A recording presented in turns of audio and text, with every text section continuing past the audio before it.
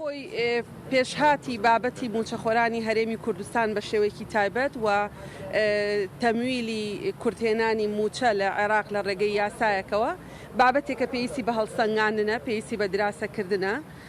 سێسەرۆکایەتەکەی هەرێمی کوردستان و هەموو لایەنە سیاسیەکانی هەرێمی کوردستان لە ڕوانگەی پەرۆشیان بۆ خەڵکی کوردستان ئەبێ ئەم بابەتە بە هەند وەربگرن و مامەڵە لەگەڵ ئەمری واقعا بکەن.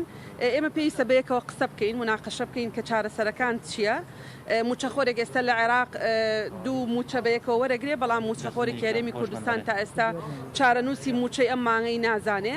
لەبەرەوە بابەتێکی گرنگە، ئێمە بۆ سبەینێ گرنگە کە کۆ ببینەوە لەسەری قسەی لەبارەوە بکەین. گرنگە پەرلەمان ئیشی خۆی بکا لەم بارەیەوە، پێویستە دانیشتنی پەرلەمانی کوردستانی بۆ ئەنجام بدرێ. ئێمە وەکو دەستی سەرۆکایەتی بەیانێکمان بڵاو کردەوە کە دانیشتێکی پەرلەمانی کوردستان بۆ ئەم بابەتە ئەنجام دەدەین و ئەو کاتە بڕیاری پەرلەمان دەرەکەوێت لەو بارەیەوە. من پێم باشە مامەڵە لەگەڵ ئەمری واقعا بکرێت، چی لەگەڵ بەرژەوەندی هەرێمی کوردستان گونجاوە ئەوە بکرێ. زۆرینە و کەمینە هەیە، لێرەش زۆرینە و کەمینە هەیە. زۆرینە یەکدەنگی داوە، ڕەنگە بەخواستی ئێمە نەبێ، بەخواستی پێکاتێکی گرنگی عێراق نەبێ کە کووردە، بەڵام دوجار ئەوە بووە بە قانون، ئەبێ مامەڵە لەگەڵ قانونا بکەین.